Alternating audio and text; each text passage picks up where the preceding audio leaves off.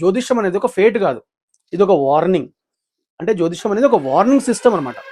గ్రహాలు టెండెన్సీస్ ఇస్తాయి కానీ డెసిషన్స్ అనేవి మన చేతుల్లో ఉంటాయి కదా. అది ఊరిస్తుంటాయి, మనం నిర్ణయం తీసుకోవాల్సింది మనం. మొదటగా శని డిసిప్లిన్ని యాక్టివేట్ చేయాలి. శని యొక్క డిసిప్లిన్ని యాక్టివేట్ చేస్తే మనకు సెట్ అయిపోతుంది. ఎట్లా? ఇది మీరు చూడండి. మీరు ఒక పని చేయండి, ప్రతి శనివారం నాడు మీ ఖర్చులు ఏమేమి ఉన్నాయో ఒక లిస్ట్ రాసుకోండి. ఏ ఖర్చు అవసరము, ఏ ఖర్చు షో ఆఫ్ కోసం చేస్తున్నాము, ఏది ఎమోషనల్ స్పెండింగ్ కోసం చేస్తున్నాము అని రాసుకోండి. రాసుకున్న తర్వాత ఇది ఒక సింపుల్ హ్యాబిట్, కానీ ఆస్ట్రాలజీలో ఇది పవర్ఫుల్ సాటర్న్ రెమెడీ. ఎందుకంటే శని గ్రహం అనేది అకౌంటబిలిటీని ఇష్టపడుతుంటాడు అనమాట. ఇంకా ఒక పవర్ఫుల్ రూల్ చెప్తాను, గుర్తుంచుకోండి. ఏ ఎక్స్పెన్సివ్ వస్తువు అంటే ఖరీదుతో కూడినటువంటి వస్తువు కొనాలన్నా 48 అవర్స్ వెయిట్ చేయండి, ఇమ్మీడియట్ కొనకండి. ఎందుకంటే ఈ ఒక్క అలవాటు రాహు యొక్క ఇంపల్సివ్ ఎనర్జీని బాగా తగ్గిస్తుంది అనమాట. వెయిట్ చేయాలి, తొందరపడి నిర్ణయం తీసుకోవద్దు. ఇప్పుడు గురువు యొక్క రెమెడీ చెప్తాను వినండి.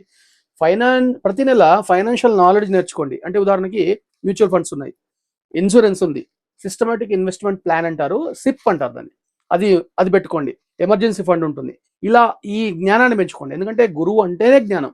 జ్ఞానం లేకుండా వచ్చినటువంటి డబ్బు అసలు నిలబడదండి. ఇప్పుడు అత్యంత ఒక ముఖ్యమైనటువంటి విషయాన్ని మనం మాట్లాడుకుందాం. ఏంటంటే శాలరీ వచ్చిన వెంటనే ముందు సేవింగ్స్కి డబ్బు పంపండి. ముందు సేవింగ్ అంటే ఎక్కడెక్కడ సేవ్ చేస్తున్నారో అదంతా ముందు దానికి పెట్టేసేయండి. పెట్టి ఆ తర్వాత డబ్బు ఖర్చు చేయండి. చాలా మంది ఏం చేస్తారంటే మొట్టమొదట ఖర్చు పెడతారు, అంటే అన్ని ఖర్చులు పోయిన తర్వాతే సేవింగ్స్ వాళ్ళకి ఆలోచన. అందుకే వీళ్ళకి ఏంటంటే సేవింగ్స్ ఉండవు. ప్రతి నెల ఏదో ఖర్చు రూపంలో ఆ సేవింగ్స్ అని వెళ్ళిపోతుంటాయి. ఇది ఆస్ట్రాలజీలో రివర్స్ ఎనర్జీగా చెప్తాం. ముందుగా ఫ్యూచర్ని సెక్యూర్ చేసుకోవాలి, తర్వాత ప్రజెంట్ని ఎంజాయ్ చేయాలి. అందుకే ఆటోమేటిక్ సిప్ అనే ఉంటుంది ఒకటి, సిస్టమేటిక్ ఇన్వెస్ట్మెంట్ ప్లాన్, చాలా పవర్ఫుల్ రెమెడీ.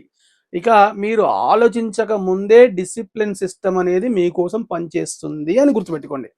ఇంకా శాలరీ హైక్ వచ్చిన ప్రతిసారి ఖర్చులు పెంచుకుంటూ వెళ్ళకండి, సిప్ అమౌంట్ పెంచుకుంటూ వెళ్ళండి. ఇది గురువు యొక్క బలాన్ని పెంచుతుంది, గురువు యొక్క శక్తిని పెంచుతుంది. ఎందుకంటే గురువు అంటే జ్ఞానం.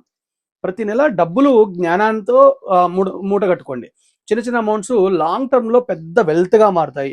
దీన్ని కాంపౌండ్ ఎఫెక్ట్ అంటారు.